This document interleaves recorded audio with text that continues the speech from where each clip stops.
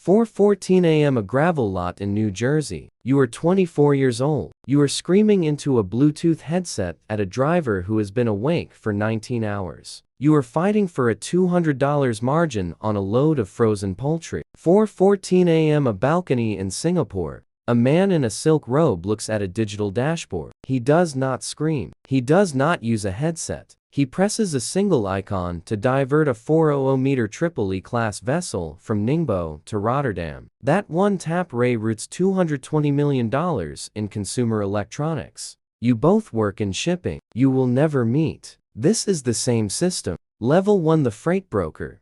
The fluorescent lights hum. It is 6:00 a.m. and the office smells of burnt coffee and desperation. You have $42,000 in student loans and a commission structure that only pays out after you clear $10,000 in monthly spread. Your desk is a graveyard of sticky notes and printouts.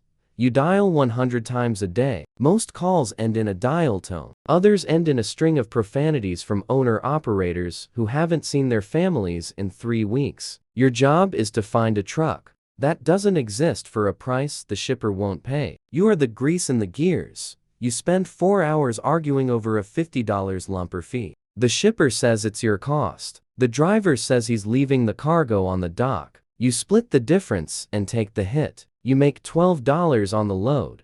The first rule: the cargo doesn't matter. The capacity matters. You aren't selling freight. You are selling the temporary use of a 53-foot metal box. If the box moves, you eat. If it sits, you starve. At 7:00 p.m., you see a report on the senior broker's screen. He moved a specialized heavy haul turbine for $15,000 in profit. He spent 10 minutes on the phone. You realize the system doesn't reward effort. It rewards the difficulty of the problem you solve. Level 2. The independent agency owner.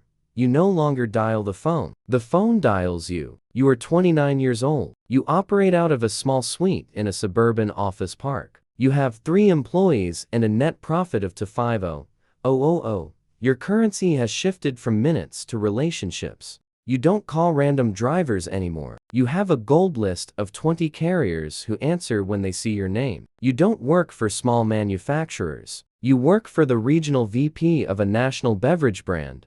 A carrier calls. One of their trucks flipped on I-80. $180,000 of premium craft beer is currently soaking into the asphalt. You don't panic. You call your client before the police even clear the scene. You tell them the replacement load is already staged. You eat the insurance deductible without a word. The rule: you are not a broker. You are an insurance policy for your client's career. As long as their boss doesn't hear about a delay, your margin is safe.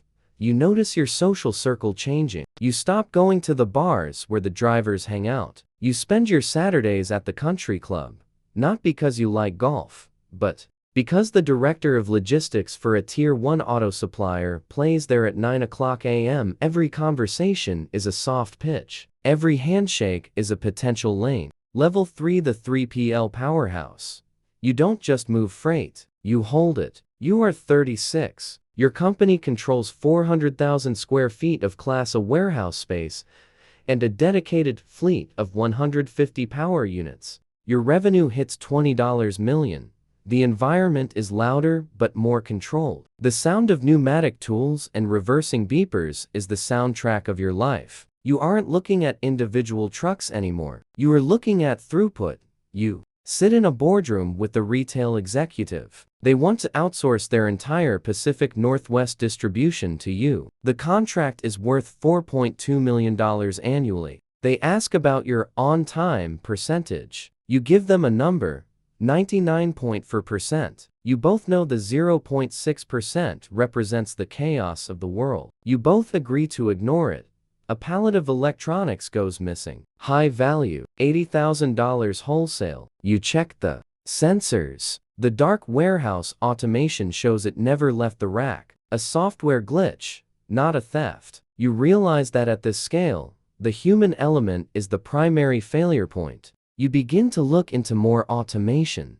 The rule: assets are leverage. When you own the warehouse and the trucks, you don't ask for the market rate, you set it.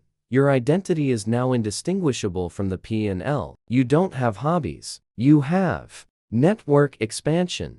You realize you haven't spoken to a truck driver in 3 years. Level 4, the freight forwarder. The world becomes a map of ports. You are 44. You operate out of an office in Long Beach overlooking the cranes. Your volume hits 50,000 20-foot equivalent units per year.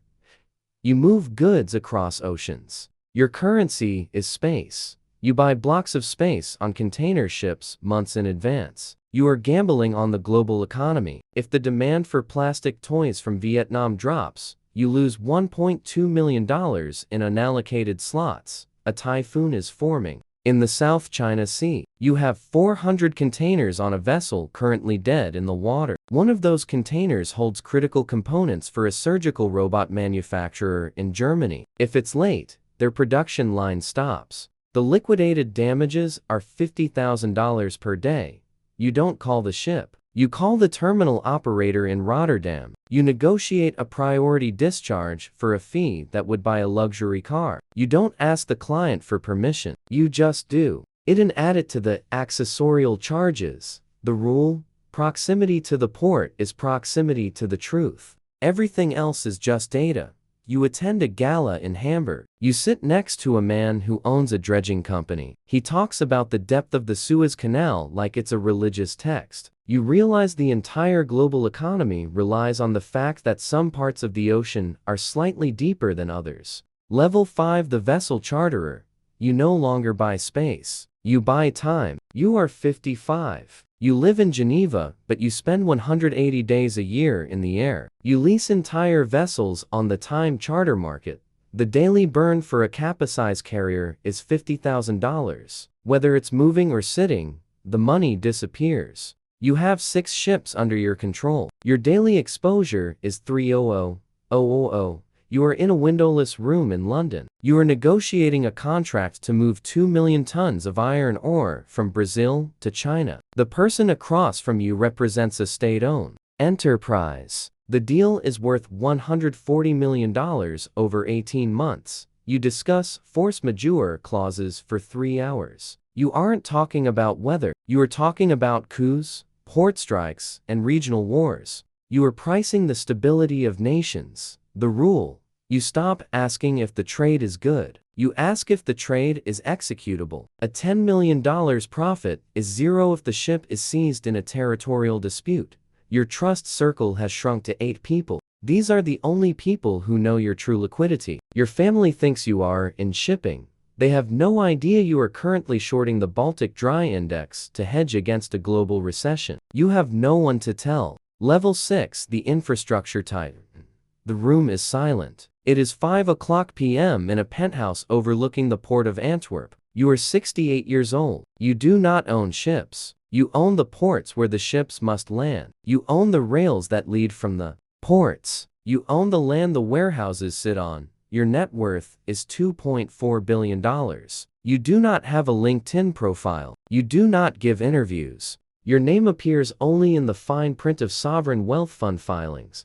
You are on a 6-minute call with a minister of transport. They want to expand a terminal. You want a 99-year lease and tax-exempt status for your fueling subsidiary. The minister mentions environmental concerns. You mention that your cranes can be moved to a competing port in a neighboring country. The environmental concerns disappear. You look at a screen. It shows the real-time position of every vessel in your ecosystem. You aren't watching cargo move. You are watching the heartbeat of Western civilization. You see a strike in Los Angeles before it hits the news. You see a shortage of semiconductors in Taiwan before the manufacturers know they're in trouble. The final cost: you are no longer a person. You are an essential component of the global supply chain. If you failed, cities would run out of food in 7 days. The system cannot let you fail. You are too expensive to be allowed a private life. The rule: at the top, there is no shipping. There is only geometry and gravity, moving weight from point A to point B for the lowest possible cost. Everything else, politics, identity, human rights, is just friction. Level 7, the machine. 4:14 a.m. a gravel lot in New Jersey. A 23-year-old in a wrinkled shirt screams into a headset. His badge says, Junior Broker. It has always said that. He has $42,000 in debt and a lukewarm coffee. He thinks this is about his commission. He thinks if he works hard enough, he will win. He doesn't know about the room in Geneva. He doesn't know about the 99-year lease in Antwerp. He doesn't know that he is a single bit of data in a simulation, designed to keep the cost of a plastic toy as low as possible. He dials the next number. The driver answers. The cycle begins again. The machine takes another step forward.